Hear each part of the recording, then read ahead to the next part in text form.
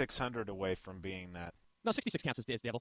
I'm pretty sure this is our very special Kill All the Jedi episode. We could jump it. We could do like, I think they did it with Batman. We could just make an issue 666 and then go back to 67 next time and make this one like evil. Like a Simpsons Halloween episode. No? Okay, John. Well, in that case, Jim, why don't you tell us about our sponsors? We are not ready for sponsors. This is the first time that we've been together. We've been doing the commentaries and stuff, and I would like to commend everybody that's been participating in the commentaries, because I have not, and they're turning out very well, and they're very popular, and everybody loves them. So good job on you guys. Thanks. We've had some help from Aaron Neworth on a couple of those, and like you said, John, our listeners really seem to be enjoying them, so we'll keep doing them as long as you keep liking them. Very cool. And we're back here tonight to catch up on some voicemails that have been neglected and go over some news. And, of course, this Tuesday, which may be today, depending on when we get this episode out, we have the big Season 2 Blu-ray and DVD release. So we're going to have a little release party and take a look at that and see how much we're getting screwed until they release another edition. Let's hope not. But before we do any of that stuff, Russell, tell us who makes this production possible. Why Discount Comic Book Service makes this production possible. As always, we thank them for their sponsorship. This month for August, if you hurry, if you get this quickly, you can still catch the August solicitations. The September's will be out very shortly. If you do, I mean, normally DCBS likes to get the orders in by the last day of the month for the following month. But if you're running a few days late, you can just shoot them an email and they will take care of you. I've never had a problem. I am the ultimate in procrastination, and my orders come just fine. No problem whatsoever. You can earn 5% back on your Comixology order. So if you buy digital comics, like some of us do, if you buy them through the DCBS homepage portal, you can earn 5% of your purchase back towards your DCBS order. So that's a good way to save even more. In addition to the 8% you'll get if you're a new customer or haven't ordered in the last year by using WD8 as your code for Discount Comic Book Service. And finally, some Walking Dead related stuff on DCBS this month. Walking Dead 103, which continues the aftermath of Lucille and the consequences of issue 100, and the Walking Dead Michonne special. So just in time for the TV show coming up, they're doing a special reprinting Michonne's first appearance as well as the short that was in Playboy magazine that they're putting in there. So if you didn't get a chance to check that out, you can get it kind of in one shot for $1.97. Both those issues are 40% off. They're $1.97. And you can get the Walking Dead Compendium Volume 2 also is being solicited this month. So if you want to book around to go with your Volume 1 Compendium, you need another, maybe 1 or 2 fists to be able to kill zombies with a book big enough to do so. The Compendium certainly fit that bill. Issues 49 through 96 will appear in that second Compendium. So just like the first one that did 1 through 48, this has 49 through 96. So you get the equivalent of 8 trades in one volume. So an incredible deal. So once again, DCBS, Discount Comic Book Service, DCBService.com. We thank them for their support. One last item, and it is, you can get it through DCBS, but I don't think we talked about it the last time we did news. The Walking Dead official magazine is being published. It will be out in October in time for Season 3. It is available again on DCBS, and I believe you can go to Walking Dead. I think it's Titan Books that puts it out, actually. You can find it on their website as well. It says the first issue, exclusive access, including in-depth interviews with Robert Kirkman, Glenn Mazzara, David Albert, executive producers. Looks like a whole bunch of interviews and things like that. Season 3 exclusives in there, and it's got a really cool cover. It's got a quarantine CDC stamped cover with some zombies ripping through and stuff. I'm sure there'll be lots of good photos and articles and things like that. So look for the Walking Dead official magazine in October. What's a magazine? Jordan, you know what a magazine is because you have some other magazine-related news, don't you? You got me. Yes, Entertainment Weekly has released a new issue with 4 different Walking Dead covers. We have our hero Rick on the cover of one, holding his 6-shooter to his head. Not suicidally, just awesomely. We have one with Michonne and 2 of her zombie slaves chained up to her. We have the governor holding a really big Bowie knife with the reflection of a zombie in it. And we have one with Merle and Daryl Dixon. Yeah, I guess they're not interested at all in keeping that cat in the bag, so it must not be a very big surprise in the season. He must show up pretty soon because they're both on that cover. And Daryl looks to be rocking some, I guess that's considered a poncho, right? Like an Old West style poncho? I'm not looking at the image. I haven't seen him either. Hold on. I thought you guys had all seen because these have all been posted on our Facebook group for the Walking Dead TV podcast. Oh, I've seen them. I just do not have them committed to memory currently. But they all look really good, and we've gotten a good look at a bunch of the pictures on the inside, and it looks to be some really good behind-the-scenes stuff, besides them just posing and throwing karate kicks and, the usual magazine photo shoot fare. There seems to be some CGI shots of, like, Michonne and her 2, pet buddies with their green-screened arms and stuff like that. It looks pretty cool.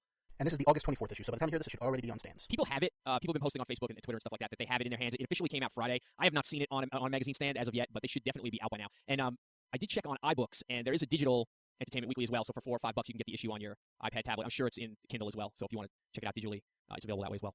How about a voicemail? Sure. This one has been hanging around for a while, and we missed the opportunity. We had some tech issues, but it's pretty interesting. So here's our first. Hey, Walking Dead guys. This is Brian from Illinois, and I wanted to leave you a message and let you know that I went to Skybound and was one of the 100 people to get to order the Walking Dead 100 limited edition custom-made Walking Dead box set. So the box set, what it includes is it comes with a custom silkscreen box. And on the box, it looks like there's artwork of it's a walker, and then there's a custom silkscreen print signed and numbered by Robert Kirkman and Charlie Adler. It comes with the Walking Dead 100 watch, secretly sealed T-shirts, the Walking Dead 100 covers from the Adler regular, Avi Phillips, Whiteley, Hitch, McFarlane, Silvestri, Adler Chromium. It also comes with the Walking Dead wraparound signed by Kirkman and Adler. There was only 100 of these box sets made. They sold them for $250, and they sold out, it seemed like less than 5 minutes, because I went back and it was there on the page. I finished my order, went back to the main page, and you couldn't click on them. They were gone like that. Already went to eBay, and people are selling them buy it now price is like $900, and this is just like an hour after they went on sale. You can put a bid in for $600, but that's when people try to start out bidding it. So the cheapest you can buy it now is like $900 on eBay. So just want to let you guys know that I got my hands on one, and I'll definitely check it out when it comes in the mail, and then putting it away and never looking at it again. All right, you guys take care. Talk to you later. Bye. Very good. So, congrats for getting one of those. I haven't seen many of them around at all, obviously being that there's only 100. I like the sound of those different art. I guess they're art pages, or I don't know if they're part of the book. I believe they're the covers, the 8 covers that were released, or 9 covers, however many there were. That's pretty sweet. Because it was the same artist, I think. And by the way, congratulations on your pronunciation of all the names, because I think you got all of them exactly right. Very cool. Shall we do our other voicemail? let's get them out of the way so we don't forget or run out of time. Let me preface this real quick. This is two voicemails that I edited together. They were similar voicemails.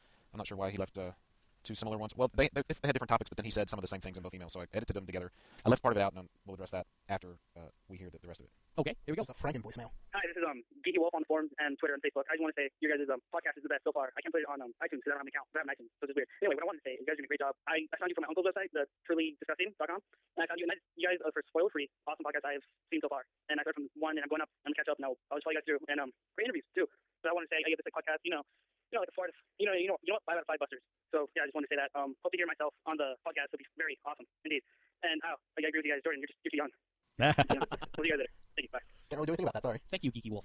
Yeah, we traded links with Truly Disturbing a while ago. You can find a link on our site, and we've had one up there, so it's cool that we're trading friends. So awesome, thank you.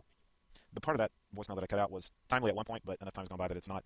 Basically, he said he wanted to know if we watched The Talking Dead and wanted to know in particular what we thought of the producers' comments about how they were going to include the governor and Michonne and things of that nature. And we've talked about that ad nauseum, but he made some comments like, do you think it's going to be just like the story that we know, or is it going to be different? And so I left that out, but I wanted to just acknowledge the fact that he had asked us about that. And I, for one, never watched The Talking Dead. I know a couple of you guys had, but I never did.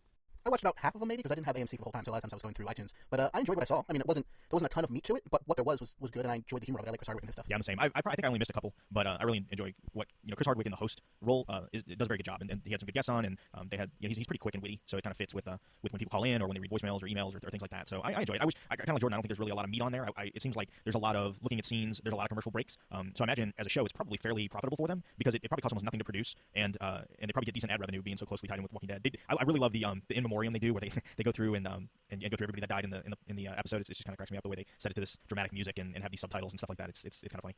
Speaking of AMC, have any of you guys heard any more news? I haven't, but that doesn't mean it hasn't been talked about. Any more news of the possible resolution between AMC and the Dish Network? Because if not, I don't know what I'm going to do. I don't know how I'm going to see this when that night it airs. I have not heard anything, and Brad, I'm in the same boat that you are. So and I'm currently in that boat with Breaking Bad. And let's just say my cable bill hasn't gotten any cheaper. We're still paying the same amount that we did when we had AMC. So I've found a way to watch the show.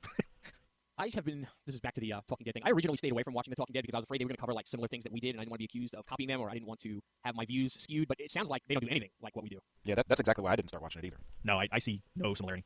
Yeah, I thought there might be overlap between like our topic and their topic if we watched it. And I figured some of our listeners probably watched it, so I stayed away from it as well. I don't have anything against Chris Hardwick. In fact, I enjoy what he does, and I had the privilege of a couple years ago. I had a job where I got to travel a lot, and I got to attend the NAB in Las Vegas. It was the National Association of Broadcasters convention. Stan Lee was there one day, and he had he gave like a keynote speech, and then there was a panel, a Q&A with him, and Chris Hardwick hosted it because Stan Lee is hard of hearing, and the two of them sat up on the stage, and they interviewed Chris Hardwick.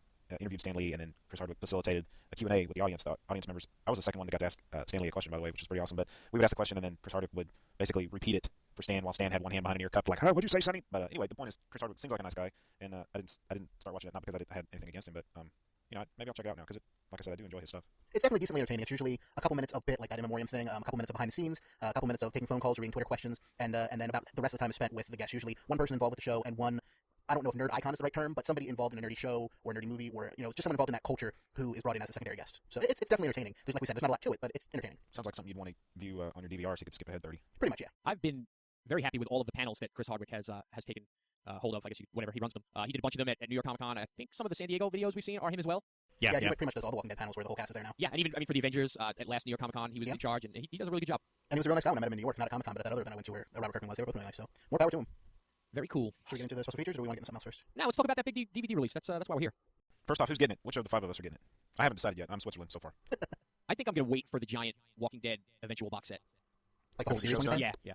I'm in the same boat. I kind of got burned on the season 1, and then they came out with a special edition, and I'm afraid they're going to do something similar with this one, although this one, the features are more robust, or at least it seems, on this first release than the first release of season 1, but I think I'm just going to, I'm